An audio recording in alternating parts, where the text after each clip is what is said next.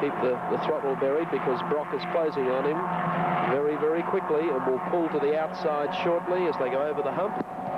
And there he goes, race leader Peter Brock. Second place held by the second of the Marlborough Holden dealer team cars, driven by John Harvey. So it's a 1-2 at this stage for the Marlborough Holden dealer team. And if you recall, they ran 1-2 at the recent Sandown 400. Lots of people give help here in all the excitement of the start. I wasn't able to point out that at the tail of the field, following the 62 cars, there was one tow truck. And following the field is a Falcon utility. It was driven by the ARDC club president, Trevor Boyle. And in the utility, we had a doctor and members of the crash crew, all vital components to the organisation of the Hardie Ferodo. They went round in case there was trouble. Luckily, there wasn't. The utility, by the way, was provided by a Wollongong concern, Harrigan Ford, and there's fair enthusiasm. They're sending a vehicle all the way up from Wollongong to assist in the race, and it's efforts like that that really make this event possible. Moffat, by the way, out of the pits, his time there was 2 minutes 5 seconds, and that is a long pit stop. Yeah. He has lost more than 3/4 of a lap, plus the slow down time and the accelerating time, and he's now got a lot of ground to make up, and I don't think the Tiranas are going to be quite as long in the pits as that. Sue Ransom in the pits in the ABE copy is Capri, and we'll try and get an interview with her very shortly. And Kerry Luckins could perhaps check on for us whether or not Moffat did in fact want to spend that amount of time in the pits, and if he didn't, exactly what the trouble was. You're watching the Hardie Ferodo Classic live from Bathurst. Back now to the Hardie Ferodo Classic. And here we have Alan Moffat, who I don't think by John Harvey, is it, on the outside?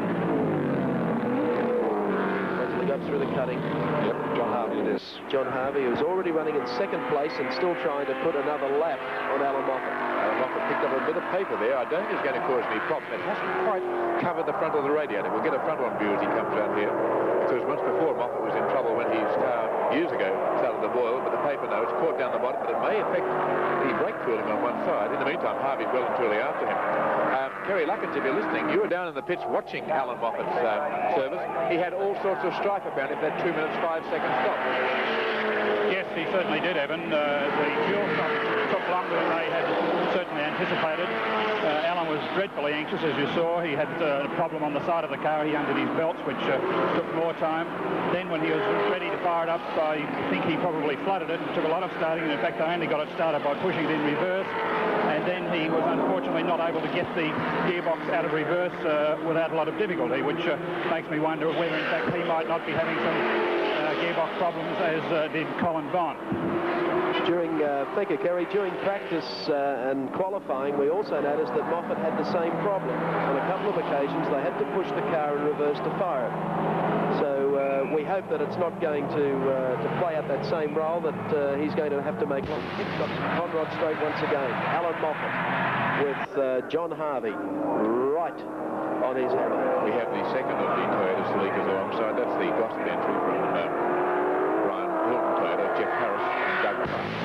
Maybe hit of gearbox trouble when he had the car locked in reverse in the pits. Oh, and John Harvey is waving his hand at Moffat, telling him to run.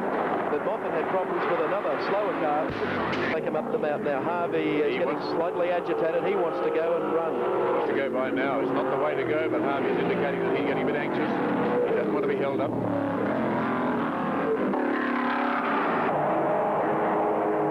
Coming up over the top towards Phillips Curve, and there the two of them from the helicopter. You can see how close they are, and the difference in size. Emphasised a little bit by the way they're painted, but the Falcon looks such a big car. But the smaller Tirana nibbling away, and this is Harvey closing up ever so slightly, coming through, absolutely relying on Moffat to do the right thing when he's as close as that going to these blind bends. Sweeping along the top of the mountain. You can see the crowd up there who persevered through a cold and foggy morning. Now bright sunshine here at Mount Panorama, and down over Skyline they go. And this is the part that tests the bravery of the fast men. They've got a slow car in front, slow by comparison, and that's going to make things hard for both of them. The driver does the right thing, and both Moffat and Harvey slip by. Another car to pass, which they'll just about get as they come through Forest Hill. Now we'll see who's got the long legs. Harvey, of course, in the box seat, because he'll be sucked along in the wake of the air turbulence created by the big Falcon. He'll try and outbrake him. He'll go to one side. There he goes. And Harvey making a passing move now, and it's flat chat down the long straight. And off into the distance they spear. Side by side, Moffat and Harvey.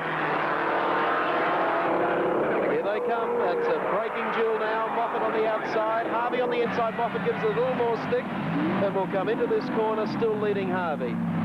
Harvey with a slower car going towards the pits.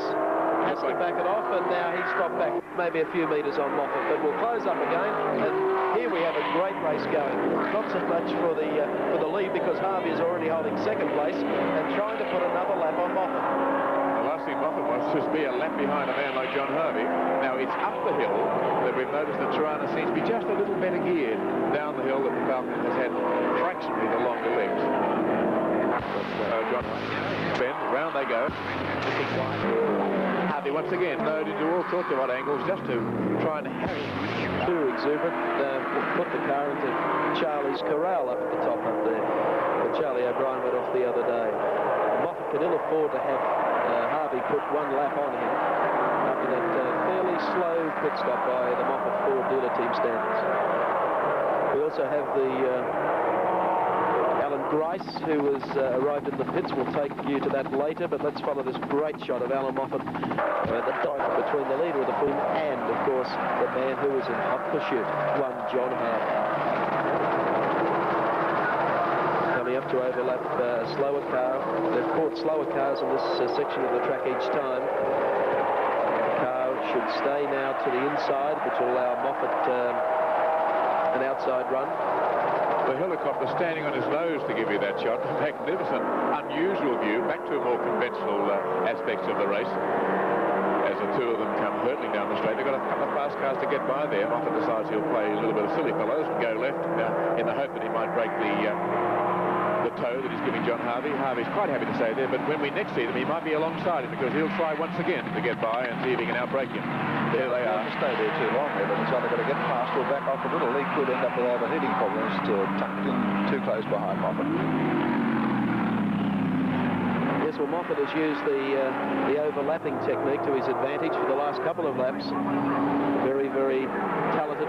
Harvey decides he's going for broke. The inside will do. Wait for this. This puts Harvey wisely elected to just ease off the throttle, and he's now taking him up the mountain. Well, he really squeezed him there, and he now is away. Moffat won't be happy because he lost a lot of breadth there. Enormous cheer went up from the crowd here along pit straight. That was a real speedway manoeuvre there, and that's where Johnny Harvey began it all. Ron Dixon, by the way, is in the Falcon there that was keeping company with them. He's the car you can see just behind them in the Thompson Ford entry. And Moffat now trying to stoke up the motor once again. He lost quite a few revs, so he had to ease up a little bit to let Harvey through when Harvey got that inside line. There's another rescue vehicle up there, the flag flying.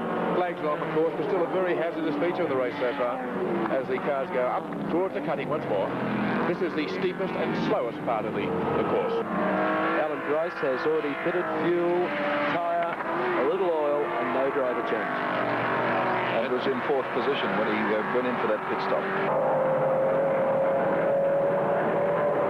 That would now move Garth Wigston up one more spot on the field. Well, they've just pulled into the pits too, I see, Mark. 20 just at this moment. Pulled into the pits, Garth Wigston and Wayne Nagus co-driving that car. Well, in that case, it would move John French up one more spot.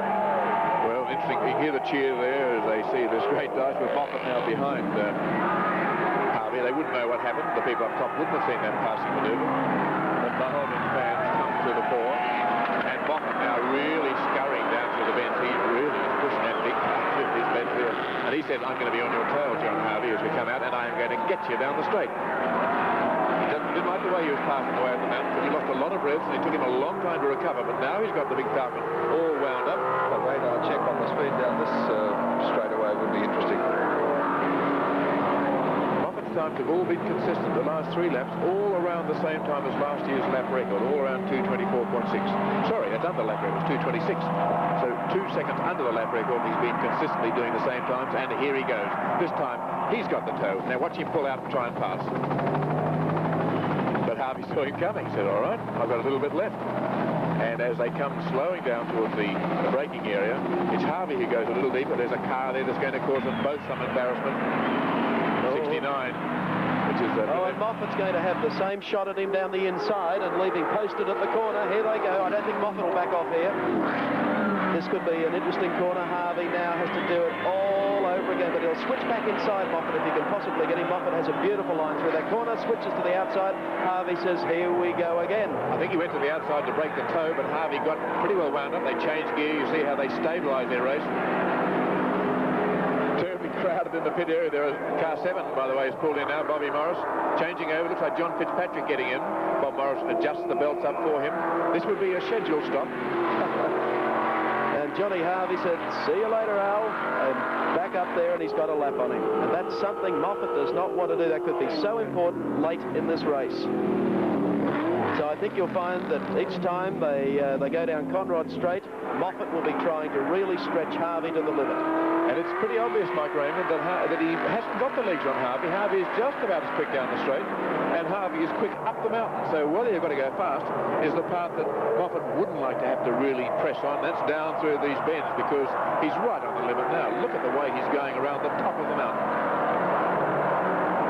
The dice continues, and what a great race we have going here. Back into the pit area, we have a change of driver, John Fitzpatrick. Bob Morris, who has driven the first stint, receiving some instructions, passes them on to Fitzpatrick.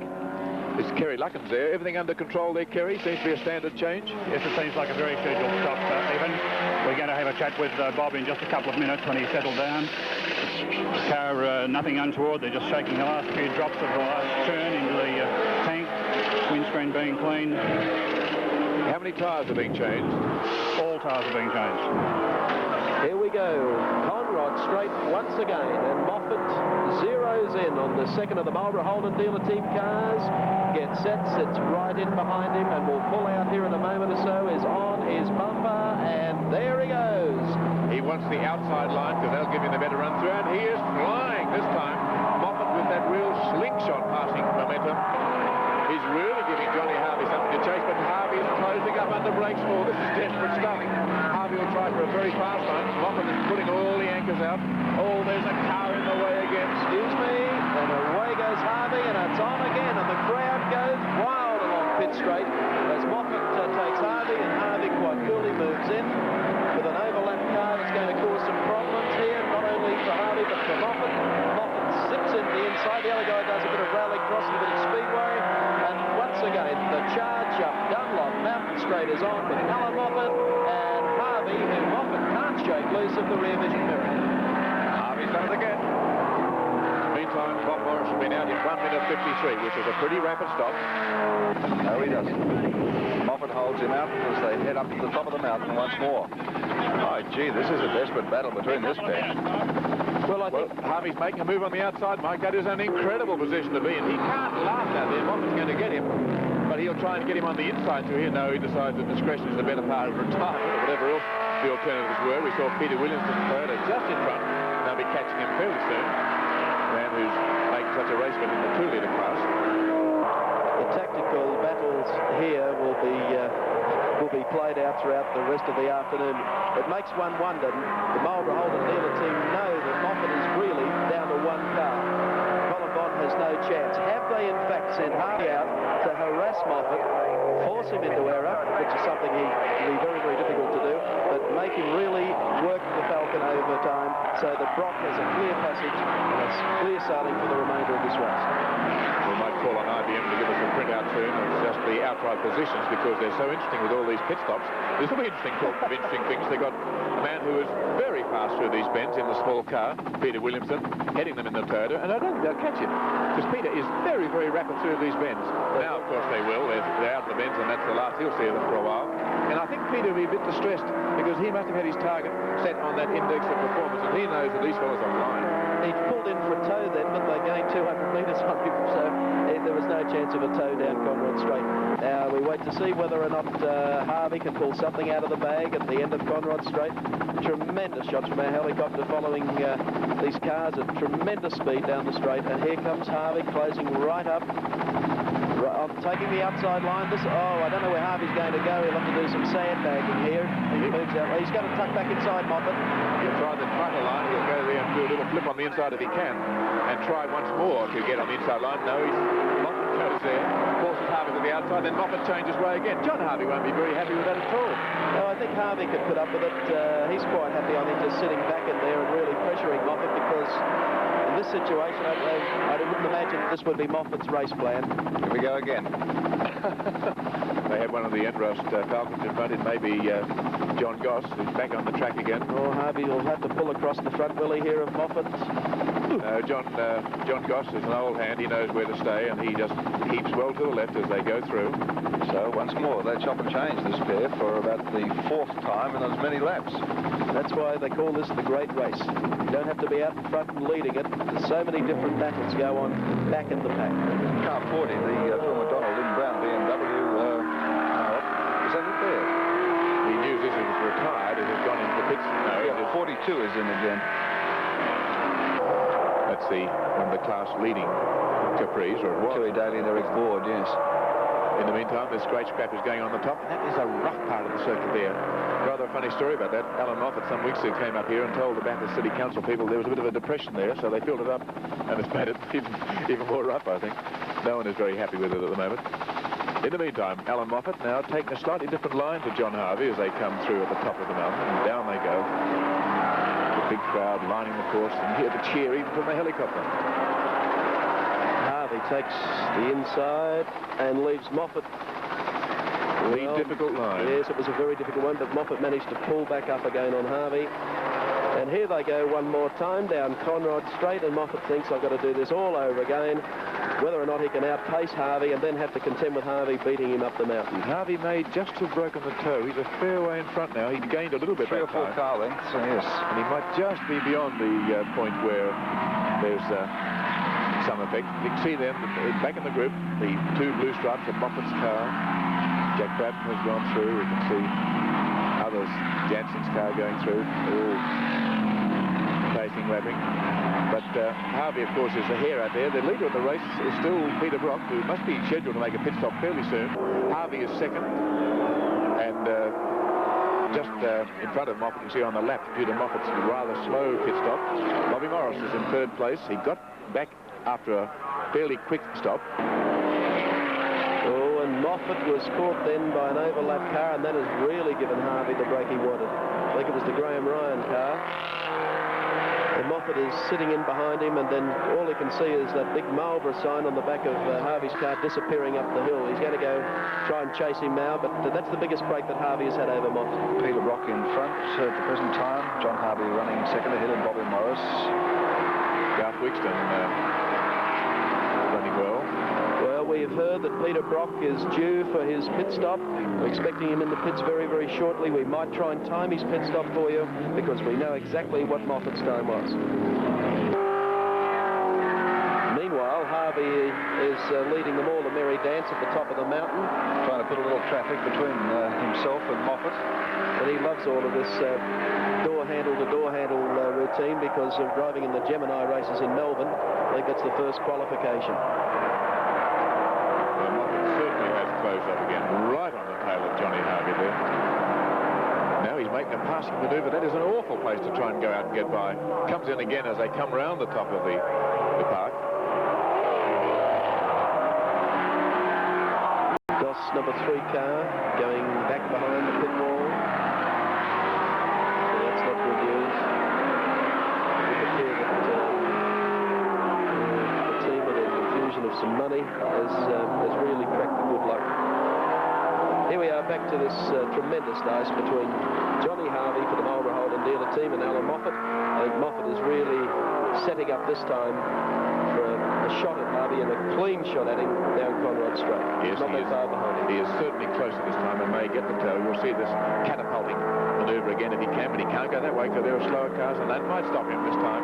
He might have to be content to close up as much as he can and get right on Harvey's tail for a quick progress through the corner. If he can get round through Murray's corner, maybe he can get down pit straight and do his passing there. It depends who goes deeper, and it's pretty obvious that the Holden driver is one going further into the corner. And so Harvey, once again extends the lead, and Moffat's going to have to try and do it all again. There's a lot of traffic for them to get through this time. Barry Sequel in for a driver change out again, 1 minute 43 seconds. That gives you some indication as to the time the Moffat dealer team crew spent in the pits with their driver. So Don Smith now at the wheel of car 33, back on the track after that pit stop. And look at the traffic in front of them as they go up Dunlop Mountain Straight. It really is thick there. I think Harvey tends to revel in all this, though, Evan. He loves all this close competition.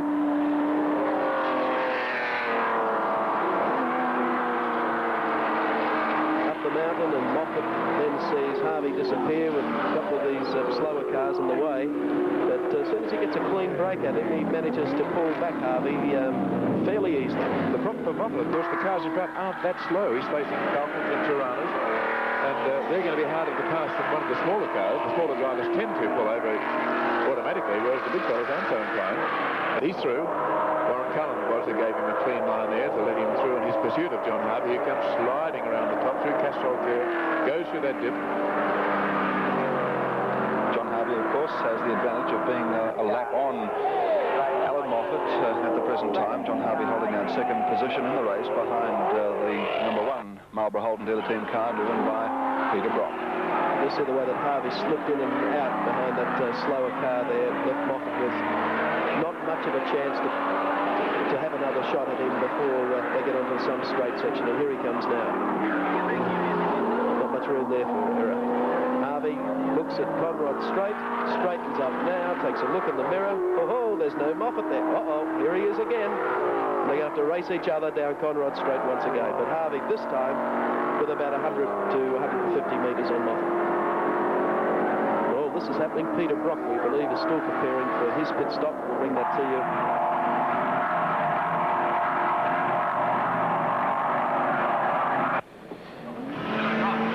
So Peter Brock is in.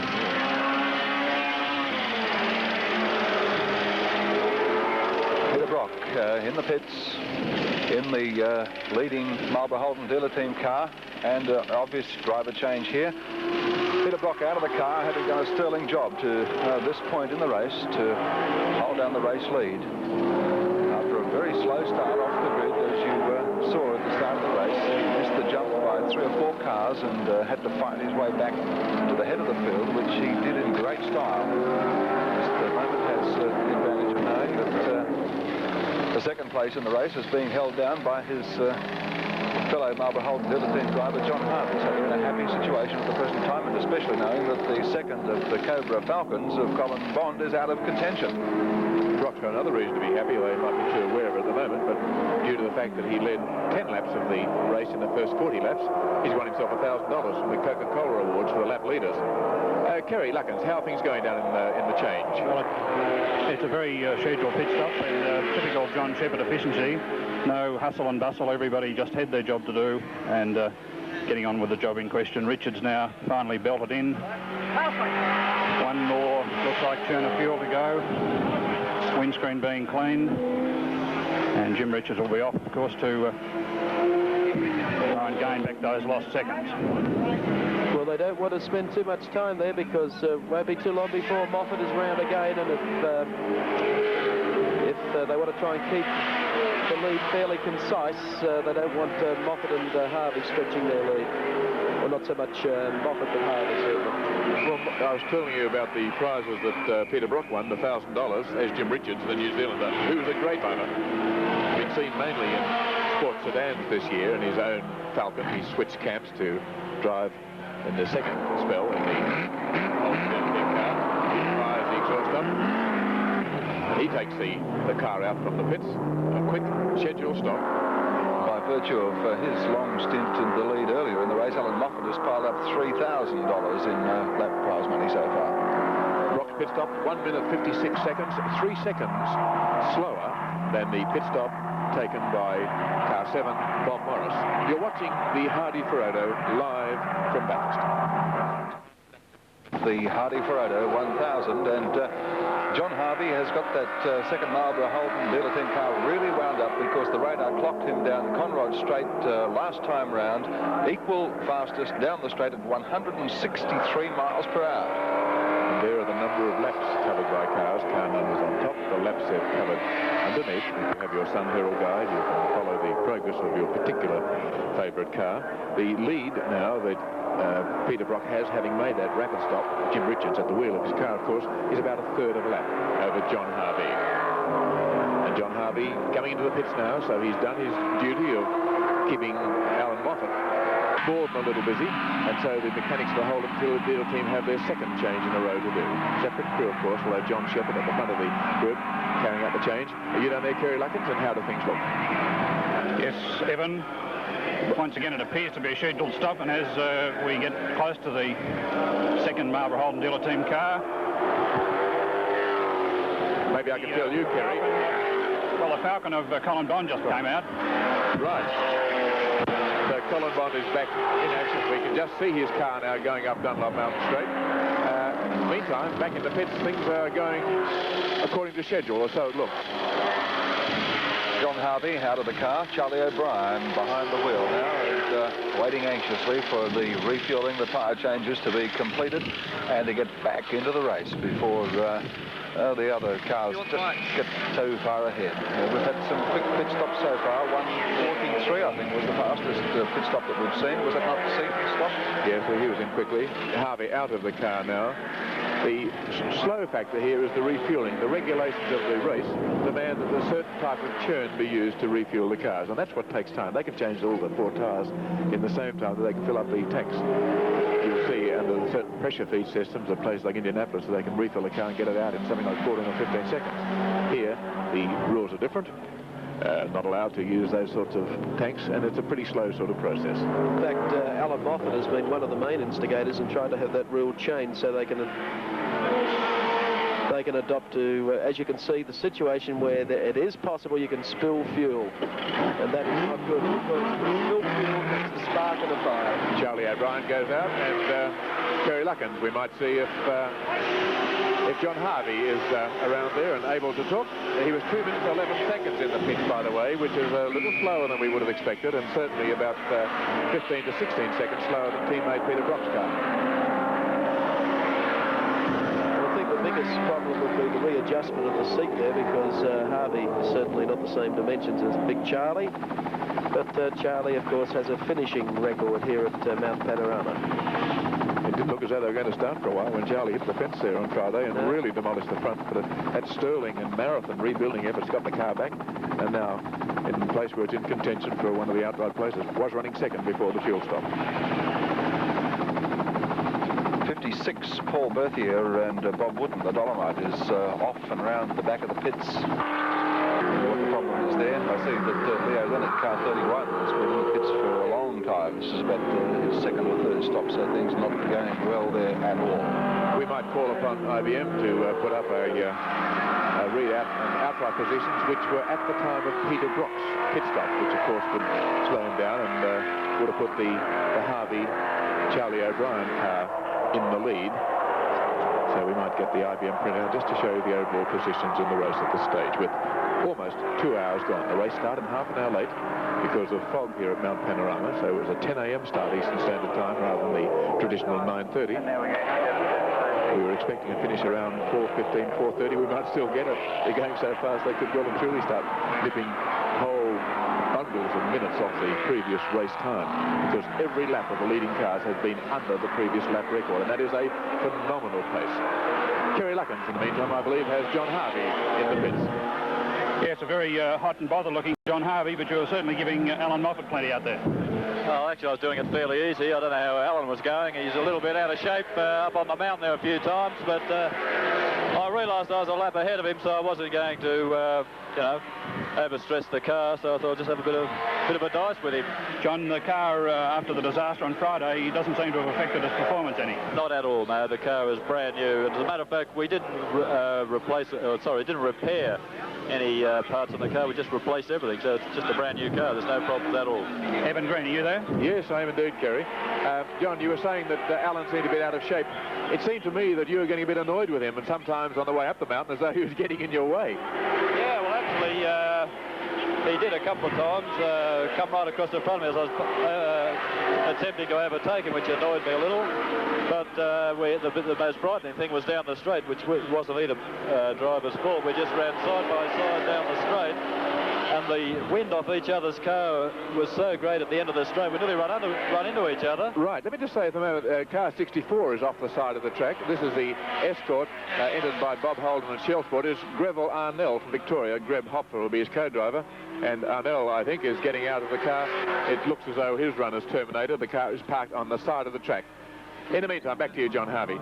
Yeah, so we had a rather frightening moment there right on the last hump, so I haven't spoken to Alan yet, but I guess he would have decided the same as me, that we won't be passing each other on the last hump at 165 miles an hour anymore, because we're nearly both come undone there.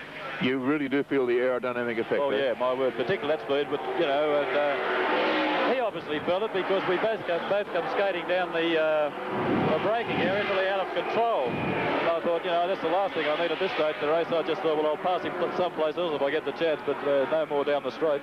We're watching the team car now, John, up on the top of the mountain. It seems that traffic is a real hazard at times. Oh, well, traffic's always a hazard at Bathurst or any of the long-distance races. That's something you just accept and make the best of it. But it's no better or worse today than it is at any other long-distance race. We're watching Charlie O'Brien now, a great shot from our helicopter. Is Charlie suffering any ill effects from his prang? He hit that fence very, very hard in practice on Friday. No, he's recovered from that. He was rather shattered on the Friday evening.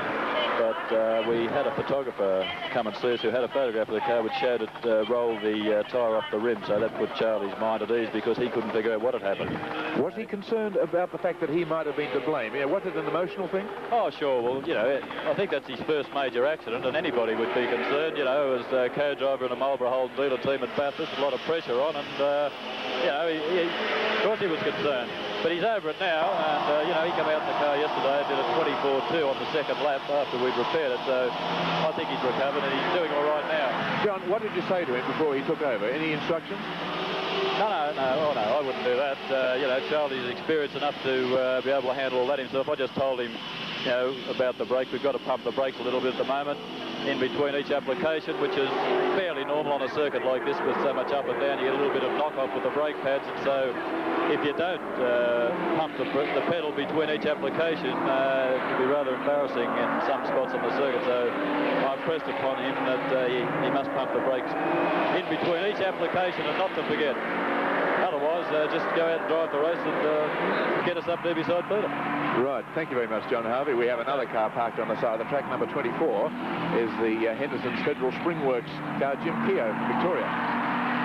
He certainly sprung out of the race by the sound of it, parked it in the sand on the side of the track. Just see the driver there at the moment just having a chat to some of the officials. In the meantime, let's have a word to Peter Brock, who's having a rest. Well, Peter, you won yourself a little bit of extra prize money. This is a big day for you financially. I don't know how you're going to go if you win the race. You'll need an armed guard to go home because you picked up a couple of $1,000 or $1,000 at least in Coca-Cola awards for leading the race for 10 laps. Just a second, I'll pull my other earplug out. Thank you, Peter. Okay, that's a lot better. Yeah, we're talking to the deaf. Yeah, I basically heard that. Now, I saw Moffat go into the pits there, and I believe he lost the lap, though. I'm not too sure. Is that right? Yes. So I wasn't really counting on that, and all of a sudden I thought, well, that's handy, $100, another one. You're not counting the Peter, are you? No. But the car's running very nicely. I'm using 6.2, 6.3, that area. Changing gears pretty slowly, squeezing down the brakes, and I don't know, it just seems as if you can do it all day, but I hope, who knows? I mean, from here on in, I've been in this situation a few times, looking good at this stage of the race, but anything can happen. Right. I'll start smiling about lap 162.5, I think. At the moment, we'll settle down to a pretty consistent sort of lap time. I assume around about the old lap record, about 225.5 to 226.5. I reckon that'd be the area. And just sort of cruise along and see what happens. Right. Peter, we've just got the latest update from IBM on the amount of money that's won for the laps. The Coca-Cola gave for the first 40 laps, and now we're up to Ford credits. And you'll be delighted to know that you take money away from Ford because so far John Harvey has picked up $300. You're up to $1,200. Alan Moffat's in front. He's got $3,000 in the bank, and Bob Morris has picked up $200. So that's the way it's going as far as the lap count is concerned. Well, of course, the first 30 or 40 laps, as we were saying before the race, people go out, that sort of thing will happen, where people will try and push their speed along. But I think what we've got to look at is really consistent running from now on in. Just holding a speed because making it all go to plan. Then we can start counting those $100. Peter, we noticed at the start of the race, you got a little bit sideways. What went on there? Diff was unlocked. We use a Detroit locker diff, and because of the no warm-up lap rule, Yes. which has always been on here, like Jack Brabham got crashed one year because of it, and I started off there, the diff was not locked up because the car wasn't driving, just sitting there, and it just drove on one wheel until I lifted my foot off.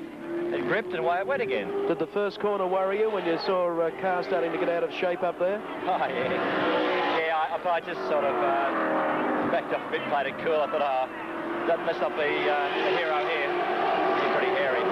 Peter, are you close to the Channel 7 pit, or are you down your own area? I'm not sure where you're standing. No, we're not. We're quite a distance from it, actually. All right, I was going to say maybe at some time, if you have a moment, we might even get you to look at our monitor and just join in the commentary, because we're watching your car go through the top at the moment, or we were. Evan, I'll just duck off for a little while, and I'll have a bit of a cool drink and what have you, and I'll see you before I get back in the car. Sure. Peter, what do you do in your time off? What sort of relaxation do you enjoy? I think just go and sit down and talk to a couple of friends and maybe have some sausage dinner or something like that, and a couple of cups of tea.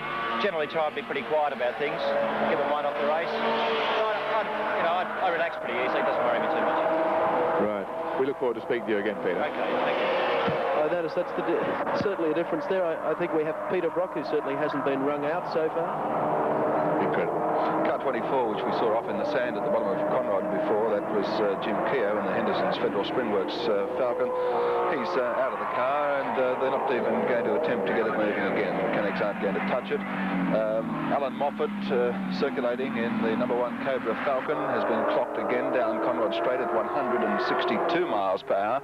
Colin Bond, we remind you, after a lengthy period in the back of the pitch with gearbox trouble, is back on the track, but circulating reasonably slowly, as is the number 7 car after that pit stop and a driver change with John Fitzpatrick at the wheel. In fact, Fitzpatrick and Bond both circulating at about 2:29, which is about 3 seconds over the old lap record.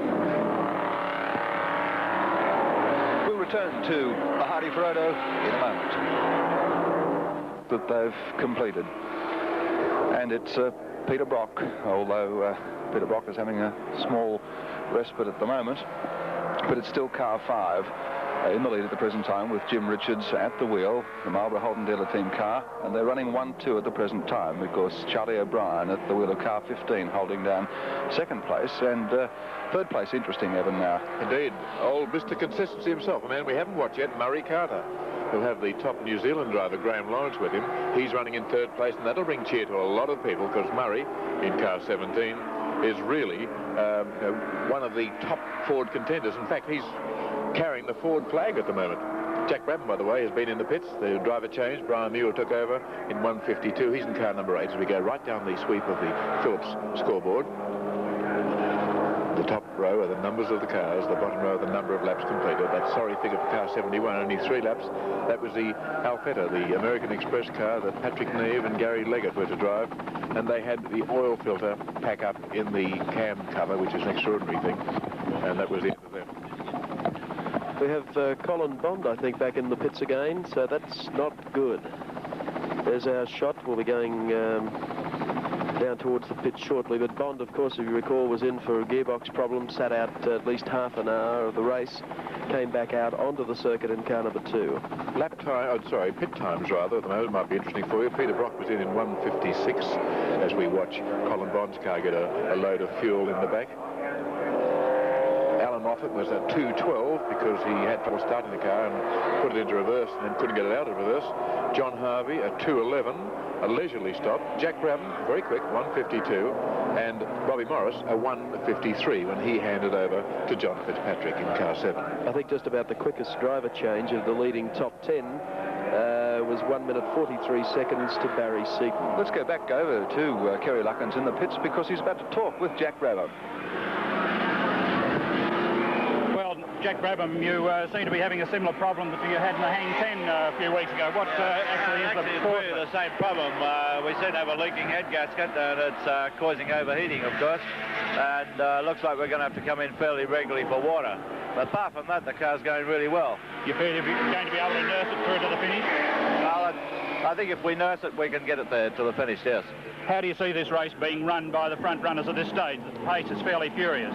Well, actually, I think the pace is probably pretty hot, really. I think the weather's going to get a bit warmer too later on, which is going to probably tell. And I think we'll see a few more cars drop by the wayside. Evan, are you there? Yes, Jack. I'm not there. I'm across the track. The effect of the heat. What sort of problems do you think this is likely to cause? Well, actually, it's the leaking head gasket actually blows out into the water jacket, and this eventually loses water, and then the water blows out the overflow, and it will eventually run short of water, but it's able to do about 20 to 25 laps before we've got to come in and put water in it. So it looks like we're going to have to do that about every 25 laps. What sort of instructions did you give Brian Muir when he took over in car 8, Jack? Well, actually, I let him know that the whole car really is working pretty well, and it's handling good. The only thing he's got to really watch is the water temperature, and when the water temperature gets up to about 110 degrees, he's got to come in and put water in it. Right, well, we're just watching him now go through, following Alan Grice. And here comes Brian Muir. We're actually seeing him now as the cars sweep up towards the cutting. Brian, I think, was a great choice as your co-driver. If you can have a reliable run, you've still got a good chance of a major placing. Well, yes, actually, I think we can keep the car going at that. Although we've got a problem with it, we can still make reasonable times with it, even so. And I think as long as we don't overcook it and come in fairly regularly, we'll be able to keep it going. Well, we're watching Brian in action now. He's at the top of the mountain and taking the car through very smoothly, but very quickly. Just going up Dunlop Mountain Straight, we've got one of the Falcons with a flat back tyre that's still continuing to run. Sorry to interrupt you there, Jack. That's all right. And Jack, you may be interested to know that Colin Bond was in just a minute ago. It wasn't a recurrence of his gearbox trouble, but he had a flat front tyre, and he was in there for 1 minute and 3 seconds changing the tyre. So all sorts of things are happening in the pits. It's a real Bathurst fortune striking people, isn't it? Yeah, it certainly is. Well, thank you very much, Jack. We might talk to you a little bit later during the race. We've got a nice aerial shot of Brian Muir in action at the moment from our helicopter. That's good. Hope he was able to keep it going all right. I feel pretty confident he's going to do a pretty good job for us. I really am. What are you going to do while you've got a spell out from the driving seat, Jack? What's your plan for the next hour? I think the most important thing I'm going to have to do is sit there and worry about the water temperature in the car. Well, I hope you worry very effectively. Okay. In the meantime, Kerry Luckins, we have Colin Bond back in the pitch, which is not a good sign. He was in for a flat tyre. They're looking at the front wheel again, but maybe you can get down towards that area and just see what's going on. But Colin is well and truly out of contention now, which must be a bitter blow for the Ford hopes. Simultaneously, we've received the latest rundown on the index of performance, and Peter Williamson is in the pits and leading the index performance at this point. Oh, so we have the index leader in the pits. Things are starting to happen here in fairly brisk fashion. And in fact, there's a man attacking the back of Peter Williamson's car with an axe. Up in the middle of the grid, we've got Colin Bond there, but up ahead of him, there's a man chopping away at the tail of Peter Williamson's car. Goodness me. I think they're having trouble getting the fuel in. In the meantime, things are a little bit more leisurely down in the Ford pit. It is a desperate battle in this index of performance situation, Evan, with the top 9 cars. They're all desperately close on a figure of 50. Williamson in the Celica. There we go. Now, what's the devil's going on there? He's had some extraordinary sort of bump there. He's been hit in the back, and it has deflected or changed the shape of the boot. They can't open the bonnet to get the fuel in. Now, here's the man leading the index, and they can't refuel the car. His co-driver, Mike Quinn, who's been earning money in England as a garbage driver, is right in his element now. He says, I can handle any sort of junk, and this looks like junk the way you are handling this thing. And the bonnet is jammed. He's had a bump at the back, which has wedged it in there. He may have touched the fence earlier on. We did have a report from one of our cameramen that he'd gone very close to the fence. He might just have put a bit of a little nick there. And Peter Williamson, who is here with the sweaty back, you can see the perspiration on the back of Peter there. He says, well, it's my car. If anyone's going to destroy it, I might as well lend a hand. And they can't take the boot off. They won't be allowed to run without that part of the bodywork. There's some frantic things going on there. Well, I've seen some sights, Evan, but never a car attacked with an axe before. Yes, well, Peter's a Toyota dealer from Liverpool, and I'm quite sure he wouldn't do that to your car if it was being serviced, but just the... May not be typical. It's just the... They've got it through now. Now, that is a very strange way to have to get in towards refueling. Yes, they've also got to be fairly careful they get the cap back on too, otherwise you're going to have fuel slashing around in there. Peter Williamson a little perturbed about that, as his co-driver, the Galloping Garbo, is about ready to mount up and try and get out there and keep up front in the index of performance, and also for a class win here. Rather spoiled the aerodynamic shape of the rear of the car, hasn't it? Well, index of performance, Evan, the top 9 cars are desperately close between all of them, with a figure of 50 at the present time, headed by Williamson in the Celica, followed by Stevens in the Escort, Harvey and O'Brien in the second of the Holden Dealer Team Tiranas, then Brock and Richards in the first Dealer Team Tirana, Wigston and Nagus in a Tirana, Moffat the Falcon, Jansen Tirana, Grice Tirana, and Bob Morris and Fitzpatrick in a Tirana, all battling it out at the top of the index performance list. So Williamson is locked in the battle for the index, which is worth $5,000 and an awful lot of prestige. Why you were Boodley? Yes, well, it'll be just about enough. With another of the 2-litre cars, the Rod Stevens and Bill Evans car. Mike Quinn takes the car out. He might have built himself an unintentional spoiler at the back there, but he's got it out now, and that was a really unexpected sort of delay for Peter Williamson. In the meantime, his car one, Alan Moffat, still circulating around. Alan Moffat, one of the great heroes of motor racing, yet he has an awful lot of people who don't think much of him. He's a controversial character, has that marvellous ability as far as organising race meetings are concerned, to have people come along who love him and hate him. But a lot of people don't really know the true Alan Moffat. So if you'd like to see what Alan Moffat is about, why not let Alan Moffat tell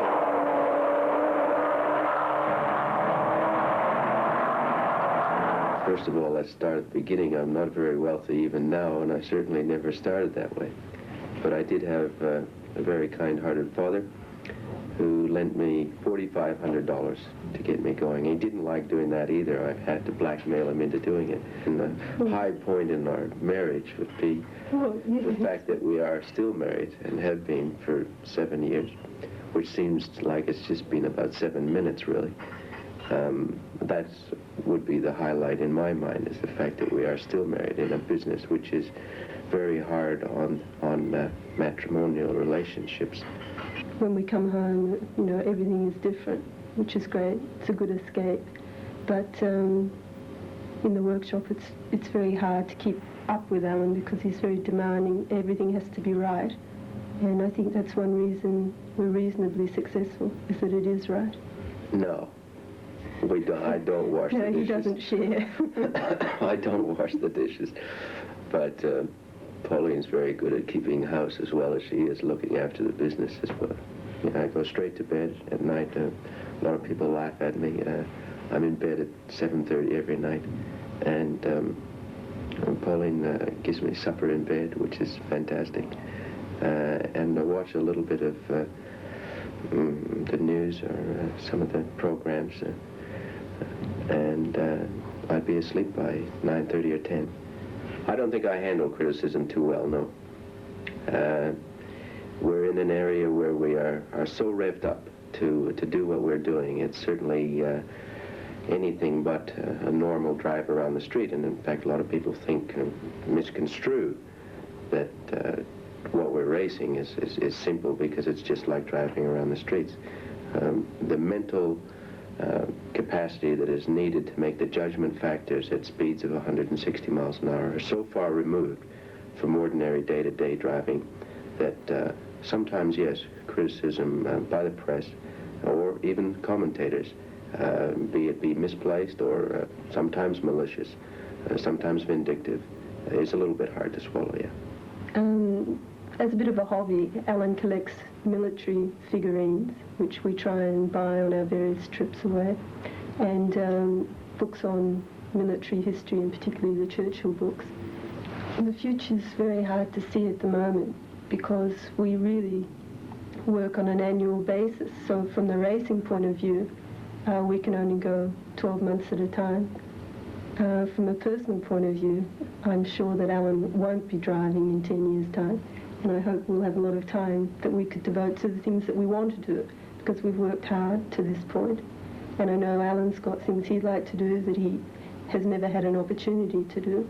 And it'd be fun to do those together, but still keep a race team at the same time. We're only here once, and you have to do your best the first time around because you might not get a chance to do it again.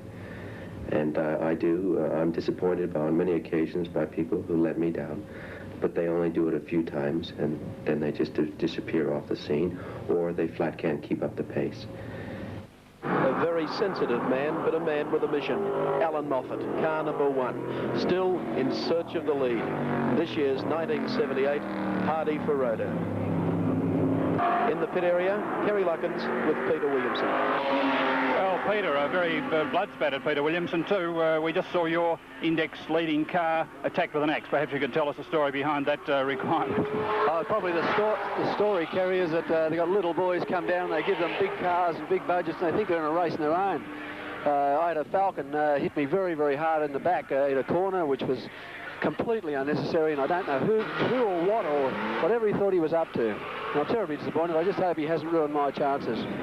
He hasn't got in many chances himself, so I just really am very upset at the moment. Well, the little Celica certainly was going very, very nicely for you. Yes, well, we haven't got that much of a lead, and the Brian Wood escort is going very, very well, and you know, we're just disappointed. You had a bit of a touch of the fence earlier. I'm sorry. You had a bit of a touch of the fence earlier? Yes, I slipped into the fence at the dipper. I was in a bit of a hurry. Just broke the windscreen, the side view mirror, and the glass spattered me in the face, in the mouth and everything. But I'm okay, there's no problem there. Peter, I'm sure you'll be still there battling Evan. Right. I was going to ask you, Peter. Now, I'm over on the other side. You can't see me. I can't hear you, Evan. Right. But you explained that. It must have given you a fine shock. And I'm glad it didn't do any other damage. I get in my eye, you know, that sort of thing. It was quite a striking blow, and glass came everywhere. How is the refueling? Is it now clear? No, we've managed to cut a great hole in the top of the boot, and our pit crew have damaged their hands, but they're pretty brave fellows, and they'll get in again through the same hole. Pit crew